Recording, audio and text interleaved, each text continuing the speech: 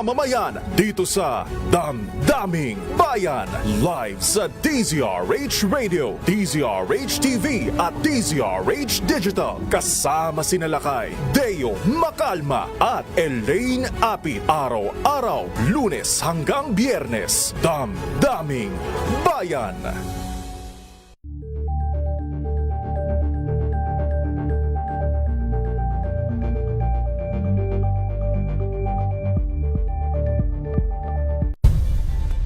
Nagsimula sa pangarap hanggang sa maabot ang tagumpay.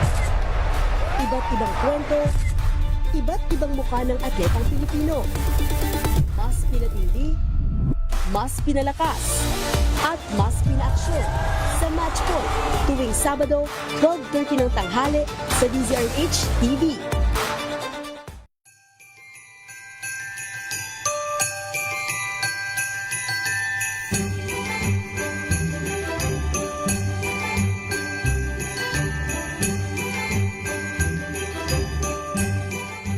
We've got you covered.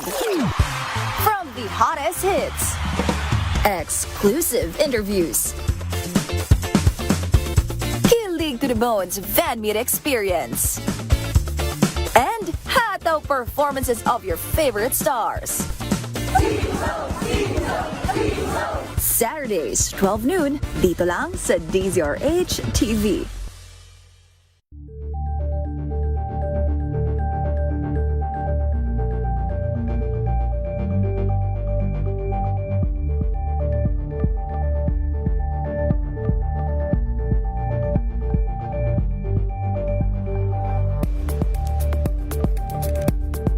Running stories. The news that you were following will be yours tonight. Hatid ng DZRH TNT. Tomorrow's News Tonight. Mga balitang binabantayan. Mga balitang ayaw tigilan ng intriga. Mga balitang patuloy ang pagbabago. Malalaman na tonight with Ray Sibayan, Kisses Habson, TNT. Tomorrow's News Tonight.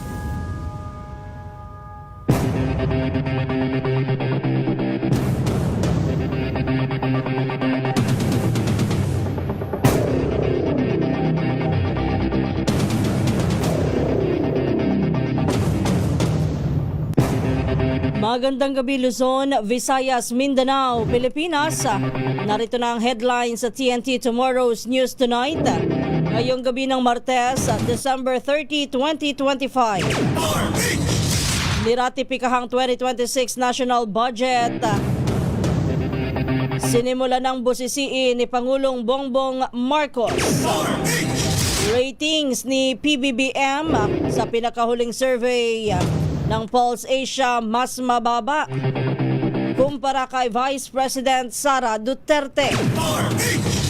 Congressman Leandro Leviste nanganganib na maipagharap ng ethics complaint dahil sa Cabral Files.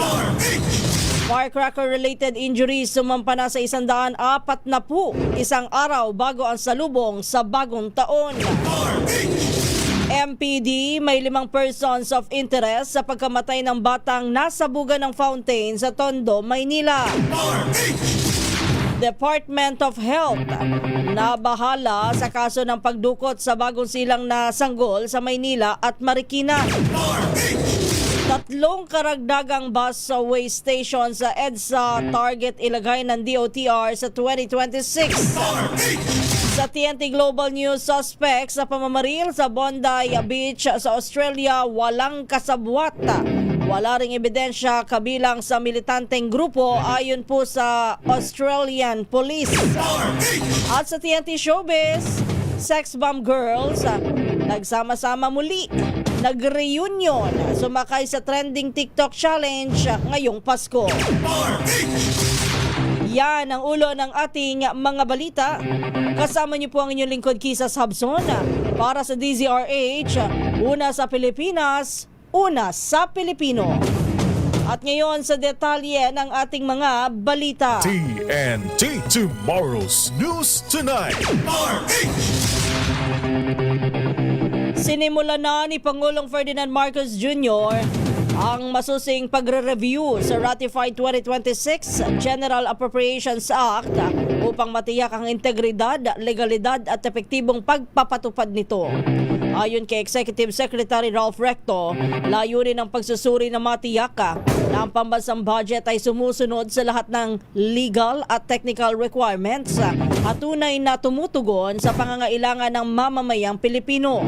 Inaasahang aabot ng humigit kumulang 1 linggo ang naturang review. Tiniyak naman ng Malacanang na hindi maaantala ang operasyon ng pamahalaan kahit pa umabot sa reenacted budget ang proseso. Binigyan diin ng palasyo, mahalaga ang masusing pagbusisi upang mapanatili ang fiscal discipline at masiguro na ang pondong mula sa buwis ng taong bayan ay nagagamit ng wasto at napakikinabangan ng publiko.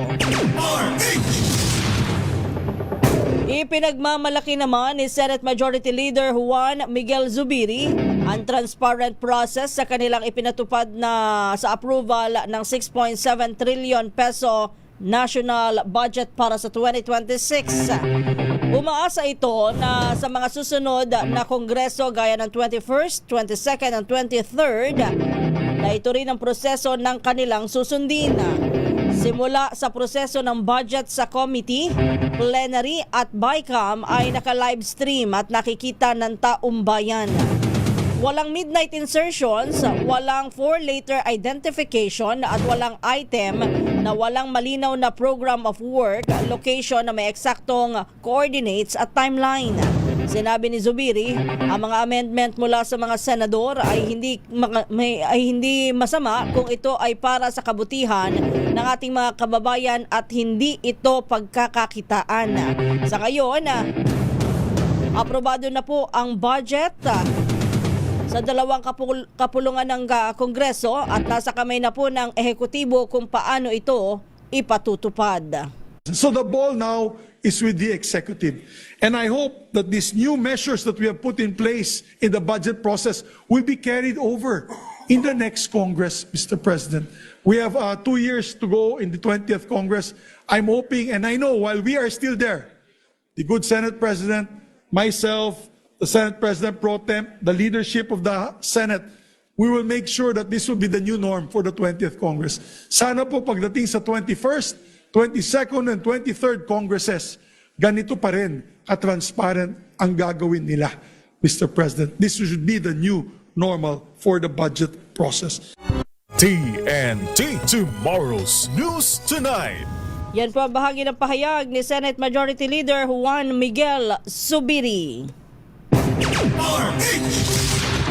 Samantala, sa kaugnay pa ring balita, plano naman ng House of Representatives na gumamit ng blockchain technology simula sa susunod na taon bilang bahagi po ng pagsisikap na gawing moderno at transparent ang mga proseso ng Kamara. Inanunsyo ito ni House Speaker Faustino D. III sa isang video message isang araw matapos na ratipikahan ang 6.793 trillion 2026 national budget sa parehong kapulungan ng Kongreso. Ayon kay D, magiging paperless na ang sistema ng Kamara at gagamit na ng blockchain technology upang masecure ang mga legislative record at transactions. Bagamat hindi nagbigay ng detalye, sinabi ni D na plano ng Kamara na gamitin ang naturang teknolohiya upang matiyak ang integridad, seguridad at transparency ng internal processes, kabilang na ang pagbabalangkas ng pambansang budget.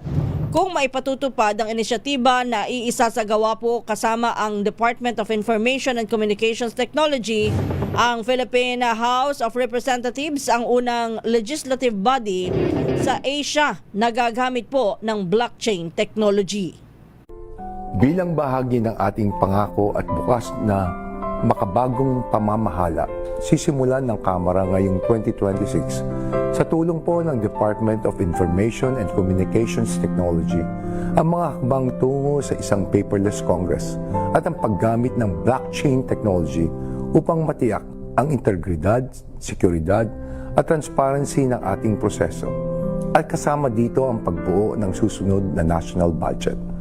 Once this transition is completed, we will be the first legislative body in Asia to adopt this technology.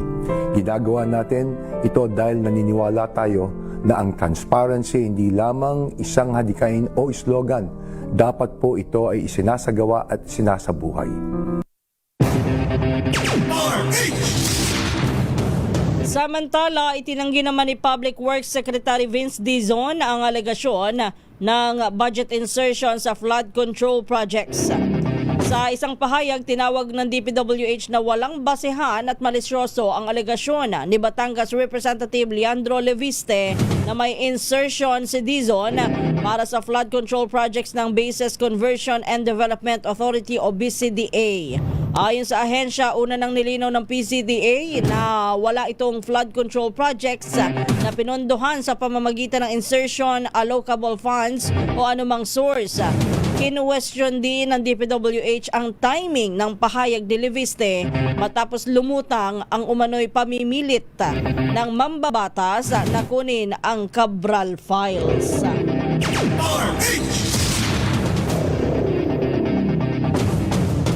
Alas 9:19 na po ng gabi.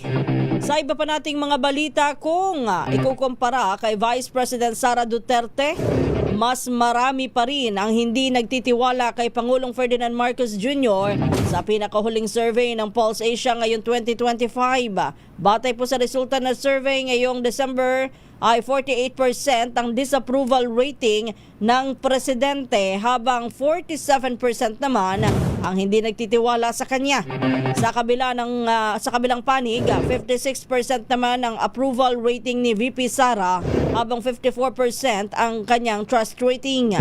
Ayon sa Pulse Asia, halos hindi nagbago ang sentimiento ng publiko sa dalawang pinakamataas na opisyal ng bansa kung pagbabatayan ang kaparehong survey noong September at December ng kasalukuyang taon.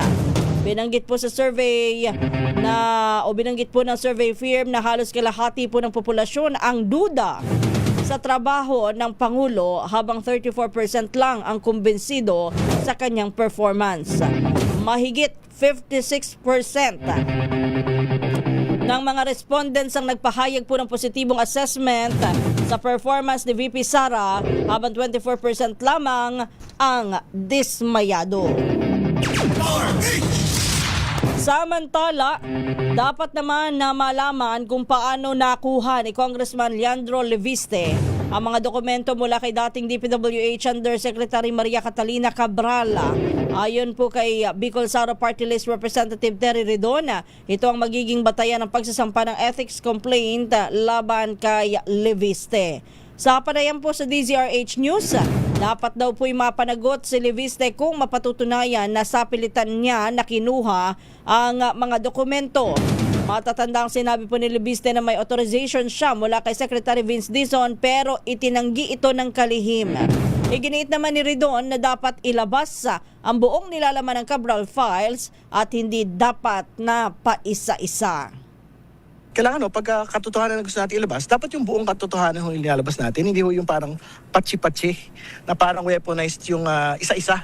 Yung paglalabas ng mga detalye. Sabihin, halimbawa ngayon, mag-isang linggo na tayo nagdedebate tungkol dito sa Cabral files. Opo. Hanggang sa araw na ito, hindi natin nakikita yung listahan ng mga senador. Hindi ba?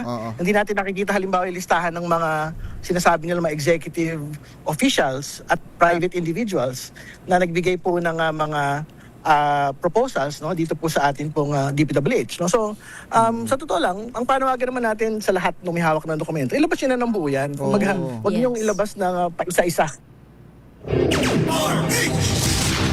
Yan po ang bahagi ng pahayag ni Bicol Sara Party List Representative Terry Redon sa panayam po ng DZRH.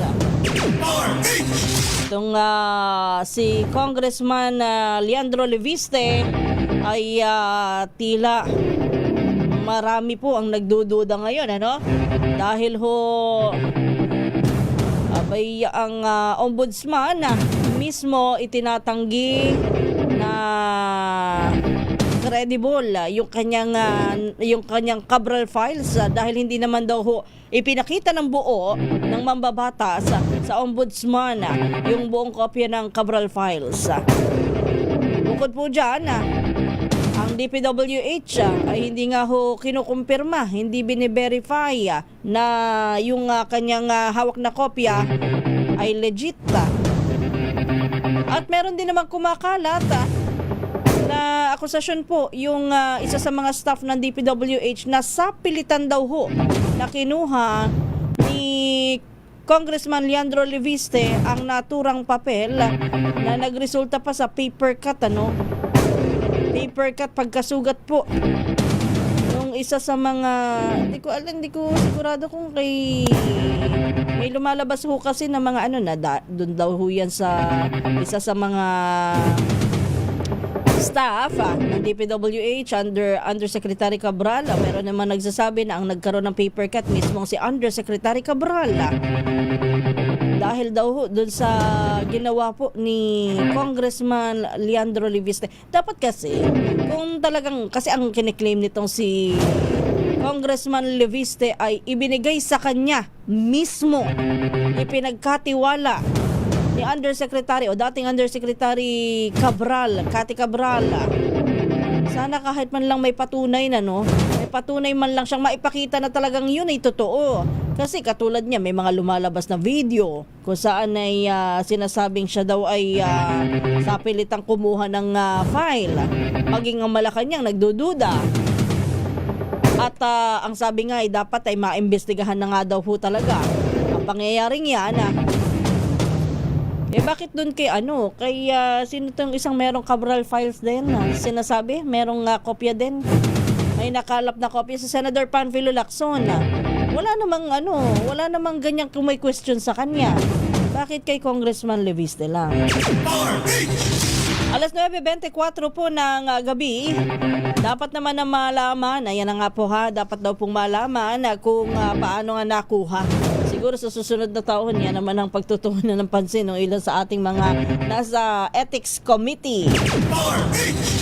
Humingi naman ng tulong ang Office of the Ombudsman sa Pambansang Pulisya kaugnay ng digital forensics sa mga computer file ni dating DPWH Undersecretary Maria Catalina Cabral. Sa panayam sa programang 2x2, sinabi ni PNP spokesperson Police Brigadier General Randolph Tuanyo na partikular na nakikipag-ugnayan ng Ombudsman sa PNP Anti-Cybercrime Group na natanggap ang CPU ng yumaong opisyal. Pero nilinaw ni Tuanyo na wala pa sa kanilang pag-iingat ang kahit na anong mga sensitibong file o gadget ni Cabral gaya ng kanyang cellphone at nasa kustodiya pa ito ng kanyang pamilya. Ayon po kay Tuanyo, ombudsman na rin ang nakatokang magsubpina sa naturang communication device na naiwan po ni Cabral nang makita siyang walang buhay sa Tuba Benguet noong December 18. Tiniyak naman po ng tagapagsalita ng PNP na may kakayahan ng ACG at Forensic Group na maimbestigahan ng Cabral files sa gitna ng mga pangambang may magmanipula sa mga ito. Marami na tayong, Sir Reggie, matatandaan nyo, mga coordinations na ginagawa sa kanila. Kasama na dyan yung mga, halimbawa, yung mga fake news, etc. Nakikita naman po nila ng mga cyber investigators po natin kung ang mga files, halimbawa, ay deleted at tayo na po nila i-restore yung mga ito. So kahit deleted or altered yung files, nakikita ng ating ACG? Apo, kasama po dyan, matatandaan nyo, halimbawa, mabanggit ko uli yung mga fake news, yung mga ini-splice na mga video para po makuha nila yung desired result na gusto nilang palabasin. Nakikita natin, kasi sabi ng ACG, splice po yan dahil sa ating mga forensic investigators po natin. So parang ito expert sa mga technical side So parang may timeline na nakikita sa isang cellphone na kapag binuksan ng mga forensics yung timeline ng mga pinagagawa doon sa cellphone. Ayun kaya walang taka sakaling minanipula. Alas 9:27 na po ng gabi, patay na ang Independent Commission for Infrastructure dahil wala itong quorum. Sa panayam sa programang Damdaming Bayan sa DZRH, sinabi ni dating Integrated Bar of the Philippines IBP President Attorney Vic Hoyas na hindi na masusunod ang ICI po ang responsibilidad nito bilang collegial body. Ito po'y matapos na mag-resign nga ang dalawa nitong commissioner at tanging chairman na lamang umano ang naiwan sa komite. Yung ICI po ay patay na. Patay na. Sapagkat that is supposed to be a collegial body. Ay isa na po natitira. Yun na lang, Chairman. Yan po ang bahagi ng pahayag ni Attorney Vic Hoyas. Pero ayon pa po kay Hoyas, nararapat na ring mabuwag ang ICI dahil napakaraming ng investigating agency sa ating bansa na pare-parehas lamang naman ang ginagawa, sinasayang lang umano ang pondo o pera ng bayan. Ang ipinagtataka ko po ay kung bakit dito sa ating sistema ng gobyerno ay napakarami ng investigating agency. Nag-uumpisa sa Congress, Senate, House, tapos lilipat sa ACI, tapos lilipat sa Ombudsman, tapos lilipat sa DOJ. Can you imagine the expenses incurred by these agencies? Ay ito po pera ng ni Juan de la Cruz. Duplication na po ito ng trabaho eh. Muli si Attorney Vic Hoyas. Samantala, hindi na daw dapat pang umiksena si Pangulong Ferdinand Marcos Jr. sa investigasyon sa mga maanumalya at ghost flood control project ng Department of Public Works and Highways. Ito naman ang sinabi ni Senate President Pro Tempore Panfilo Ping Lacson sa gitna ng paniniwala na pinipili lamang o selective ng administrasyon ang mga kaso o gustong mga kasuhan hinggil sa naturang issue. Dagdag ni Lacson, mas mabuti pang ipaubayan na lang ng Pangulo ang investigasyon kahit sino pa ang tamaan nito upang mapatunayan po at mawala po yung pangamba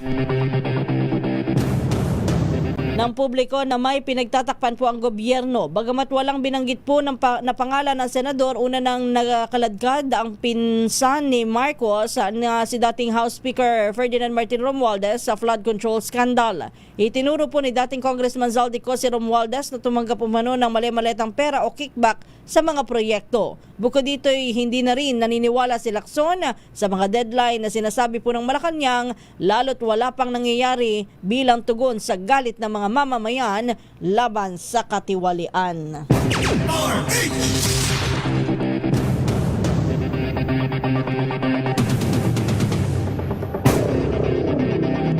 Oras po natin, alas 9:30 na po ng gabi. Ang sabi po ng mga Pinoy, batay po sa isang survey, ang pinakadapat tinututukan ng administrasyon ay kung papaano kontrolin ang inflation dito po sa ating bansa at hindi ang kung ano-ano lamang.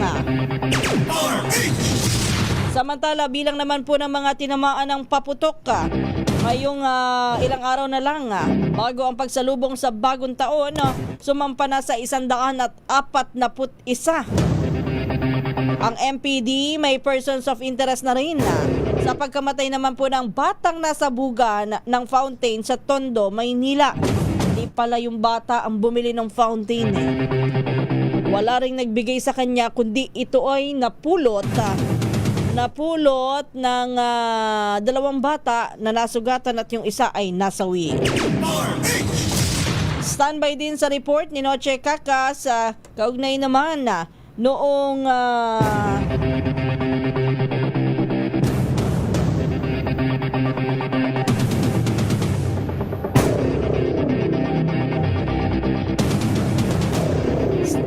Standby Noche Kakas dun sa lalaking takas sa kaso daw po na rape sa Makati City, na aresto daw po sa manhunt operation dyan sa Misamis Oriental.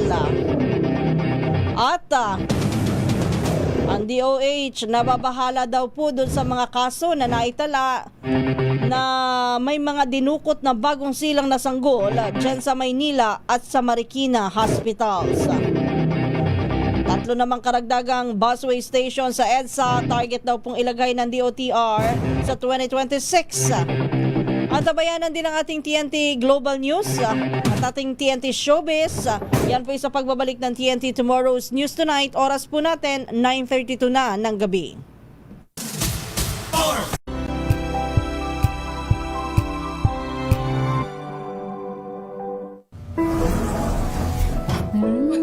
Amoy forever. Amoy LQ. Kalat Berry Blues. Amoy kalat, amoy good vibes.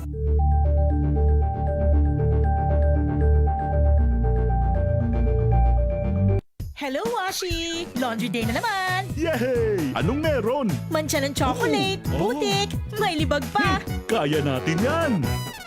With Pride Washing Machine Detergent, may triple stain-away formula. Tanggal ang makapit, madikit, at malupit na dumit mancha. Kaya easy-easy ang labada. Mula noon hanggang ngayon! All you need is pride. All you need is pride. ACS.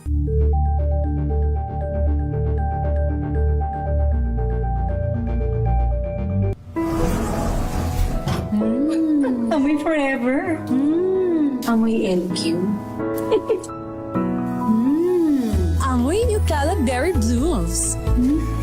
Amoy kalat, amoy good vibes.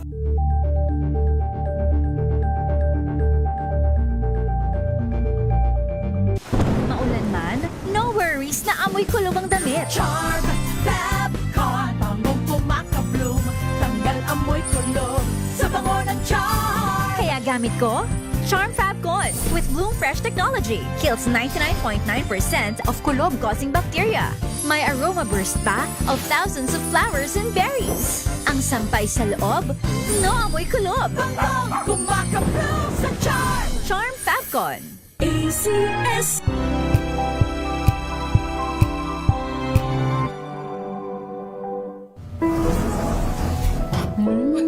Amoy forever. Amoy LQ. Amoy New Kalat Berry Blues. Amoy kalat, amoy good vibes.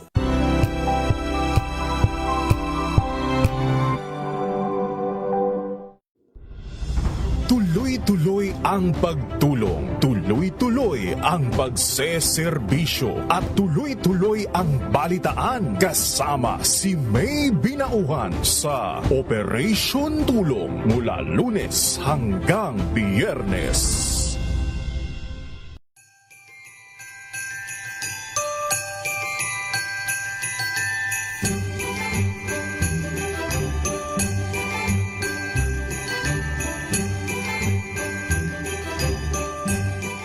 Tambalang Anthony Taberna at Jerry Baha ang gigising sa inyong umaga dahil lalatay ang humahagupit na diskusyon at komentaryo Lunes hanggang Biyernes sa 2x2.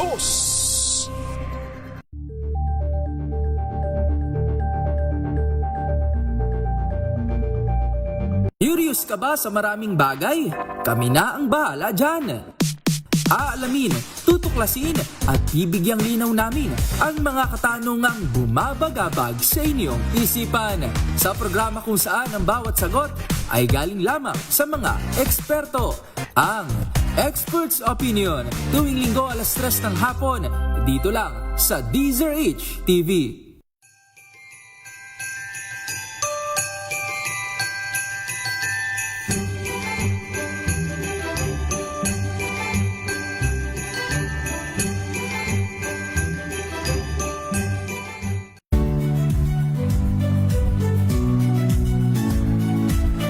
Magandang araw mga kaibigan.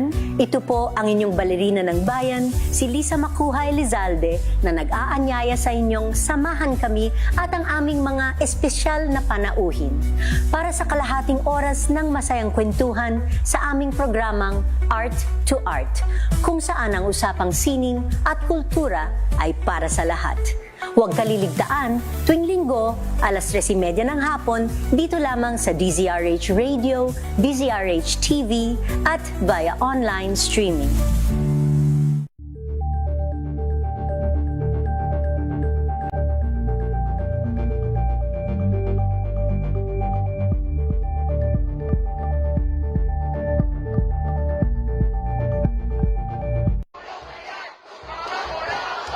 Isang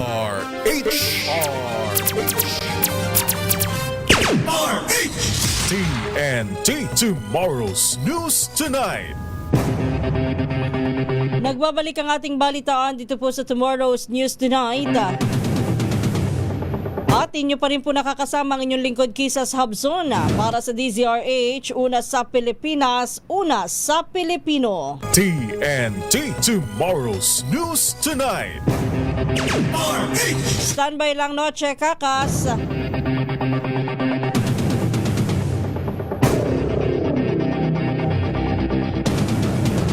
Sa pagpapatuloy pa rin ng ating mga balita, pagkontrol daw po sa inflation ang pangunahing pambansang suliranin na kailangan na agad na tugunan ng administrasyon. Ayon po sa latest survey ng Pulse Asia, lumabas na mayorya o 59% po ng mga Pilipino ang nagsabing inflation ang pinakamahalagang issue na kailangan na aksyonan kaagad. Sumunod ito sa paglaban sa korupsyon sa gobyerno na may 48% at ang pagtaas ng sahod ng mga manggagawa na may 39%.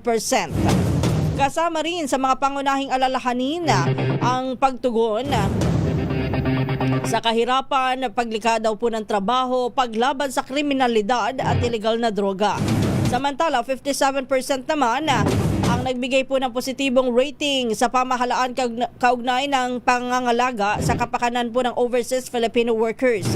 Isinagawa po ang survey mula December 12 hanggang 15, 2025 sa pamamagitan ng face-to-face interview sa 1,200 na respondents sa buong bansa na may plus minus 2.8 margin of error.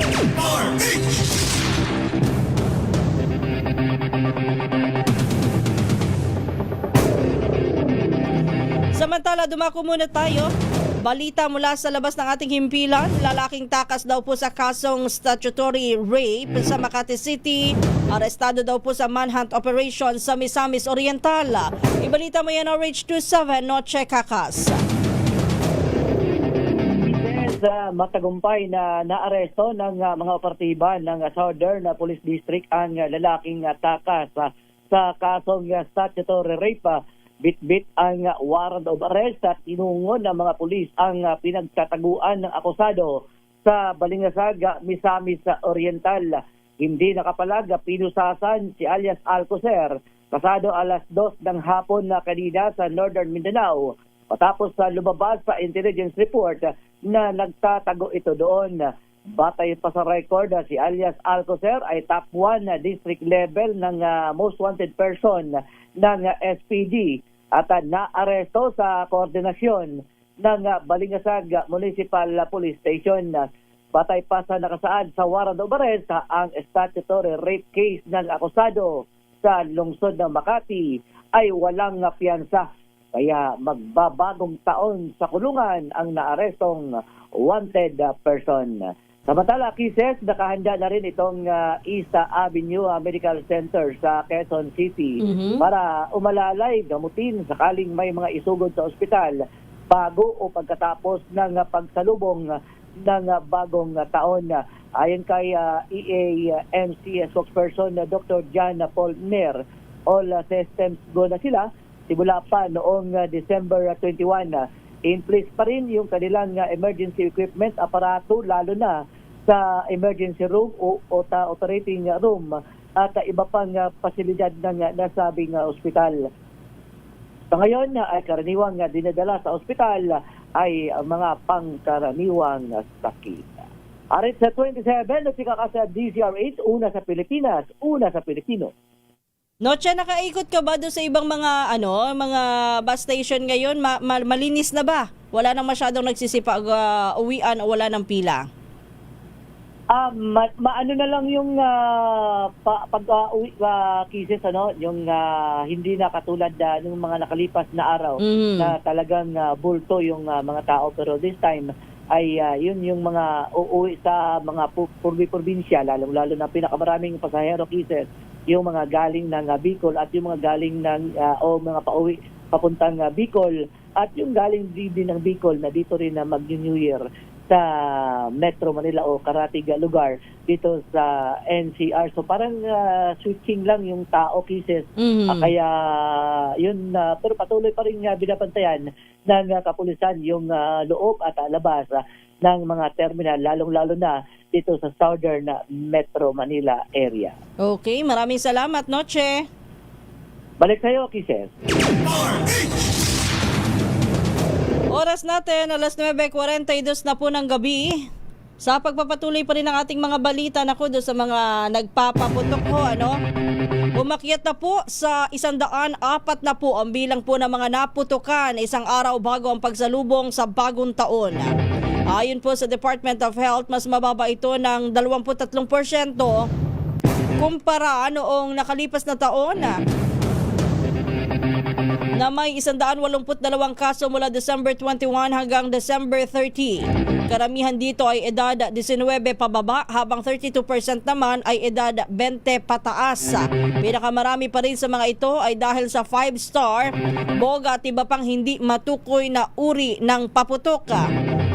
Sa Maynila naman, meron na hong isang nasawi dahil po sa sumabog na fountain habang may persons of interest na rin dyan sa naturang pagkamatay po ng bata. 2 araw daw po bago ang pagsalubong sa bagong taon, umabot na rin sa 100 sa 12 yun, 12 lang. Ang nasugatan din sa paputok sa Quezon City. Ayon po sa QC Epidemiology and Surveillance Division, 11 po sa mga naputukan ay lalaki habang ang isa naman ay babae. 7 po sa mga ito ay passive involvement o mga nasugatan mula sa pagsindi ng paputok ng iba, habang 5 ang active involvement o sila po ang mismong nagpaputok. Ang tala ng CESD ay mula lamang nitong December 1 hanggang December 29.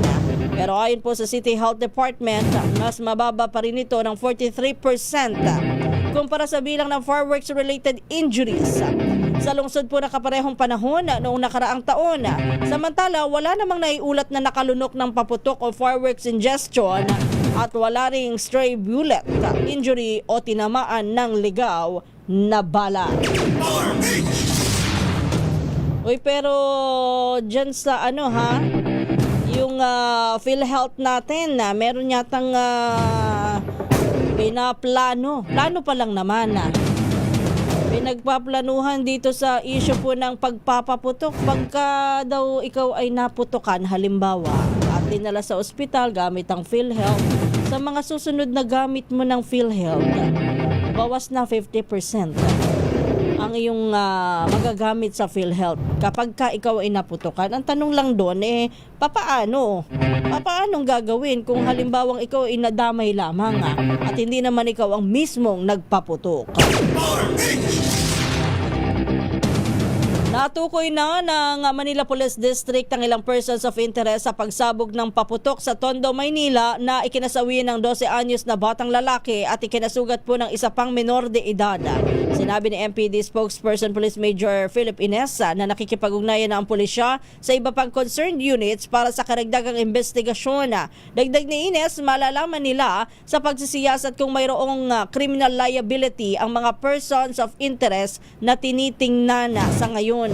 Nangyari po ang insidente noong Linggo, December 28 sa kanto po ng Lorenzo Street at Jose Abad Santos Avenue sa Tondo, Maynila.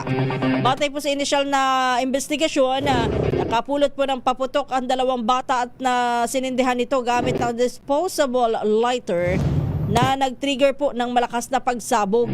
Idineklarang dead on the spot ang isa sa mga biktima habang patuloy po na ginagamot sa ospital ang isa pa sa Jose Reyes Memorial Medical Center. Pero bukod po dyan yung sinasabing persons of interest at pinatawag dyan sa kasong na yan, dyan sa Tondo, Maynila, ang ipinapatawag at pinagpapaliwanag ngayon ay 5 lalaki na nakita sa CCTV na nag-iwan nung naturang pailaw. Actually, pailaw yan Pailaw ho dahil yan ay fountain.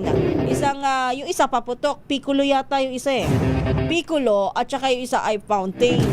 Ang nangyari dyan, sinindihan ho nung 2 bata yung napulot nila na Piccolo. Kulang yata sa mitse, sumabog agad yung Piccolo kanilang napulot na damay ho yung hawak-hawak po ng isa na fountain na nasindihan din Kaya lang yung fountain sa halip po na umilaw ay sumabog o pumutok. Kaya ho yung bata, kung makikita nyo lang ho yung talagang itsura ho niyan. Wasak, durog, ang paa. Habang yung kanya naman hong isang kamay ay tumilapon ho, humiwalay sa kanyang katawan. Alas 9:48 na po ng gabi. Arestado naman ang isang 27 anyos na lalaki dahil sa illegal na pagbebenta ng paputok sa Turil Public Market sa Davao City. Ayon po kay Major Cheryl Bautista, mahigpit nilang binabantayan ang sinumang gagamit o gagawa po ng paputok at yung mga magbebenta po ng illegal na paputok. Inilunsad po ang nasabing entrapment operation matapos na ma-monitor ang mga ito ng otoridad sa gitna po ng firecracker ban sa lungsod. Samantala, mahaharap po ang mga suspect sa paglabag sa City Ordinance 069-02 at Republic Act 7183. Batas na nagbabawal daw po sa pagbebenta ng paputok at iba pang pyrotechnic devices.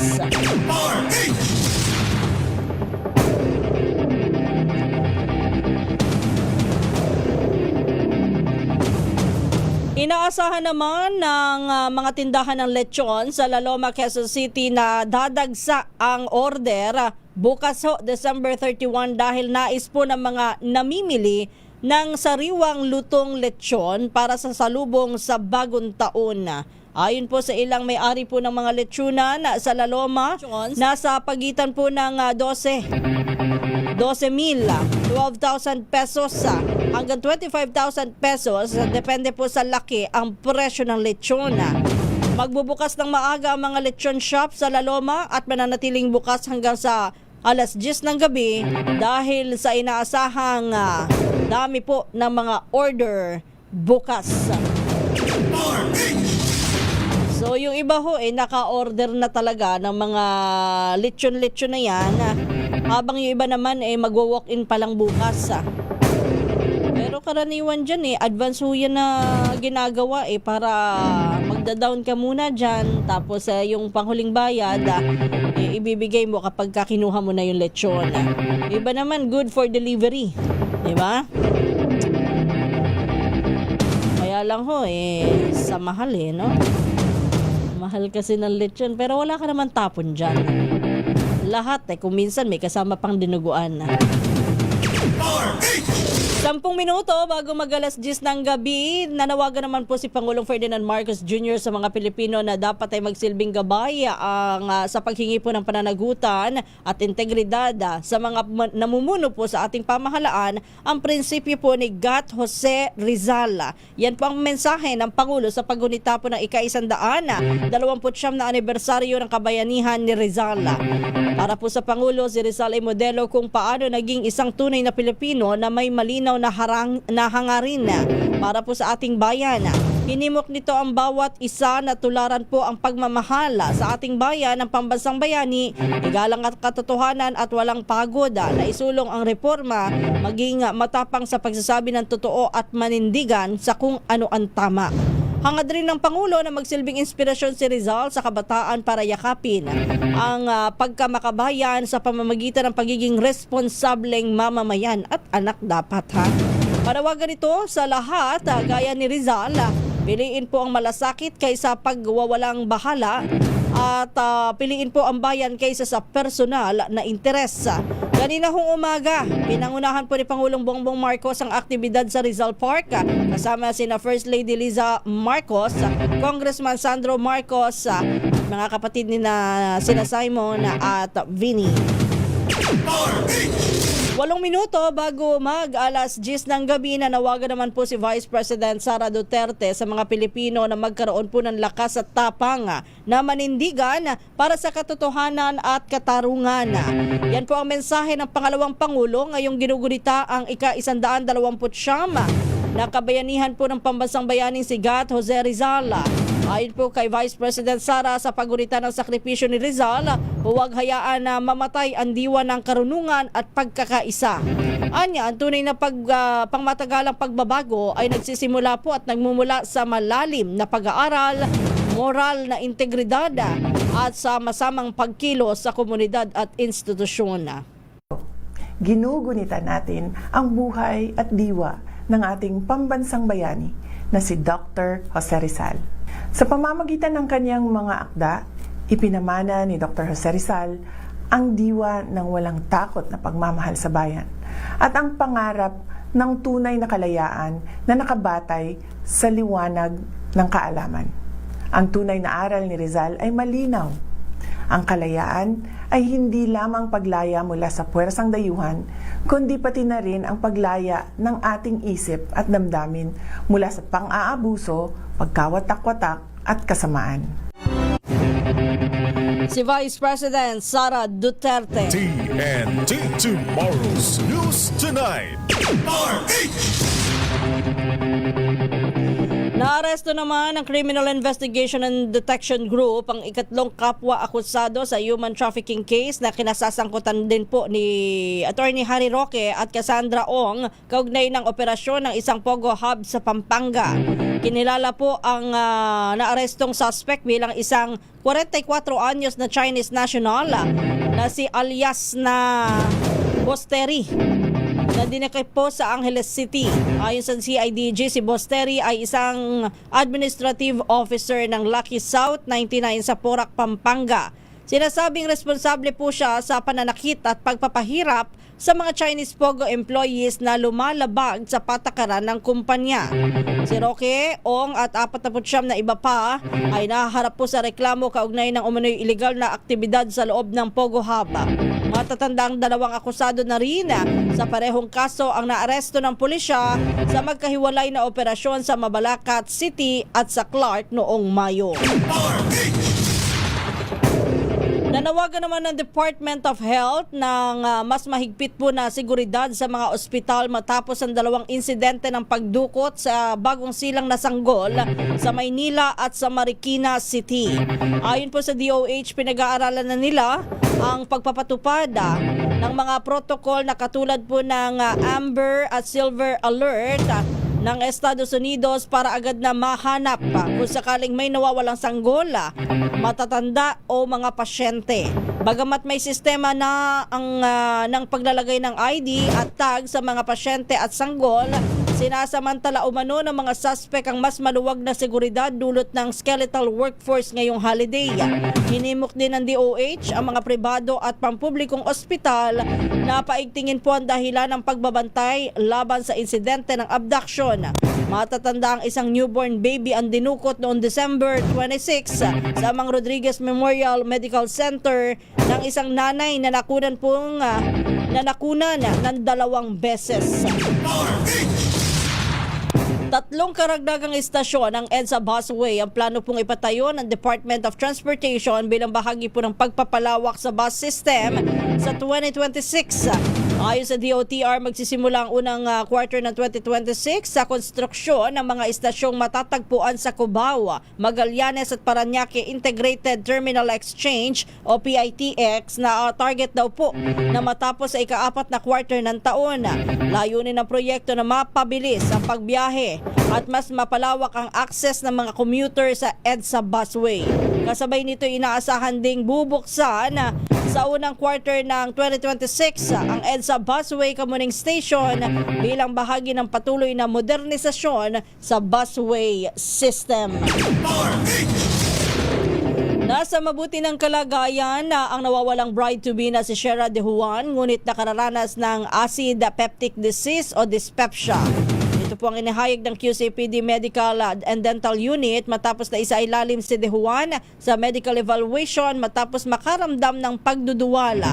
Base sa paunang pagsusuri, ilang araw umano siyang halos tubig lamang ang iniinom at kamakailan lamang ay muling kumain na posibleng naging sanhi ng kanyang nararamdaman.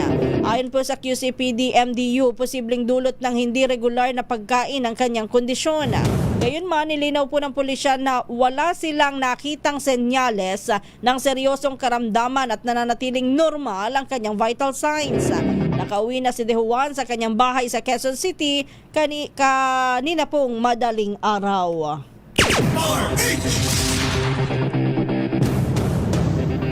Isa naman ang patay habang sugatan ng iba pang sa aksidente sa Barangay Balud, Capuocan, Leyte. Ayon po sa Police Regional Office 8, sangkot po sa aksidente na nangyari kaninang alas 5:15 ng umaga ang isang silver Toyota Hi-Ace passenger van na patungo sa Cananga, Leyte. Nakatulog umano ang 28 anyos na driver ng van na kinilala bilang si alias Ray dahilan para sila'y mabangga sa nakaparadang sasakyan at sa ilang pedestrian na naglalakad sa gilid ng kalsada. Kabilang po sa mga nabangga ng van ang isang pulang Toyota Rush SUV, isang white Toyota Hilux utility vehicle, isang asul na Mitsubishi L200 utility vehicle at isang black na motorsiklo na may sidecar. Bukod sa 4 na sasakyan, natamaan din ng 3 pedestrian kung saan 2 ang sugatan at isa naman ang patay. Sa pasahero naman ng van, isang 9 anyos na lalaki lang ang naitalang sugatan habang ang ibang pasahero ay hindi naman nasaktan. 14 naman ang nasugatan matapos sumalpok ang isang van sa isang bahay sa Cervantes, Ilocos Sur. Ayon po sa Cervantes Police, lahat ng sugatan ay sakay po ng naturang van galing sa Tugigaraw, Cagayan at patungo sa bayan ng Sigay nang mangyari po ang aksidente. Batay sa inisyal na investigasyon na wala ng kontrol ang sasakyan habang binabaybay ang barangay Aluling hanggang sa ito ay bumangga sa konkretong bahay. Nagkataon naman na walang tao sa bahay nang mangyari po ang disgrasya.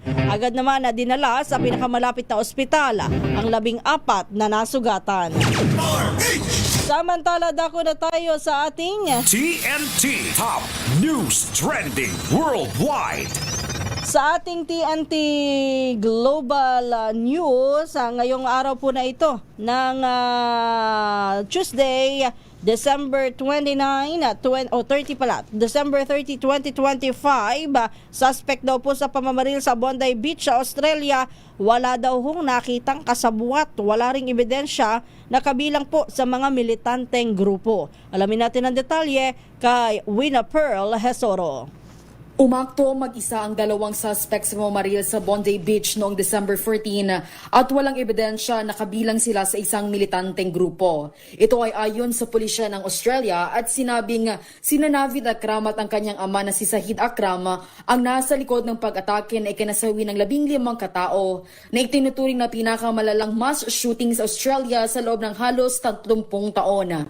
Nauna nang sinabi ng mga otoridad na maaring na-impluwensyahan ng Islamic State ang mga suspect matapos makakita ng mga bandila ng grupo sa kanilang sasakyan. Gayunman, sinabi ni Australian Federal Police Commissioner Chrissy Barrett na walang indikasyon na nakatanggap ng formal na pagsasanay ang mga suspect o may direktang ugnayan sa isang mas malawak na teroristang grupo. Sa ngayon, patuloy pa din ang investigasyon ng mga otoridad sa Australia sa naturang insidente. Para sa TNT Global News, ito si Wina Pearl Hesoro ng DZRH, una sa Pilipinas, una sa Pilipino. At sa showbiz, ang Sex Bomb Girls nag-reunion at sumakay sa trending TikTok challenge ngayong Pasko. Alamin natin ang detalye kay Josa Cruzat. Nagkasama-sama muli ang iconic girl group na Sex Bomb Girls para sa holiday season. Makikita sa Instagram Reels ni Rochelle Pangilinan ang kanilang pagsasama-sama habang nagsasayaw sa mga trending TikTok challenges. Bukod kay Rochelle, kasama sa Get Together, sina Ira Bermudez, Sugar Mercado, Aifa Medina at Cynthia Yap. Bago ang kanilang simpleng reunion ngayong Kapaskuhan, naghatid na ng gabi ng musika, sayawan at nostalgia ang Sex Bomb Girls sa kanilang concert sa Araneta Coliseum noong December 4 at SM Mall of Asia Arena noong December 9. Ngayong taon, muli nilang pinasaya ang fans sa pamamagitan ng sayawan, kantahan at muling pagbabalik ng signature charm ng grupo. Para sa TNT Showbiz, ito si Josa Cruzat nag-uulat para sa DZRH, una sa Pilipinas, una sa Pilipino. Maraming salamat, Josa Cruzat. At dyan na po nagtatapos ang ating balitaan dito po sa balitang, hindi pala balitang from dito, TNT, Tomorrow's News Tonight. Ayan na ha, maraming salamat sa mga tumutok, kina Melvin Letrodo, kay Ma'am Ceci. Maraming salamat din po sa walang sawang pakikinig, Tita Lori Kabuhat. At ganun din po kay Aldrin Manuel at sa iba pa pong avid listener ng ating himpilang DZRH. Maraming salamat po. Oy, kay Ma'am Red Claudio, congratulations sa ating promo kanina, nanalo, no? Sa ano na yung promo natin kay Sherwin, nahuli siya ni Ninong She. Anyway, dyan na po nagtatapos ang ating balitaan dito po sa Tomorrow's News Tonight. Ito po muli ang inyong lingkod, Kisas Hobson. Susunod na si Tita Morley at Tita Gorgie sa Showbiz Talk Ganern. Makalipas lamang ng ilang paalala. 10:03 na ng gabi.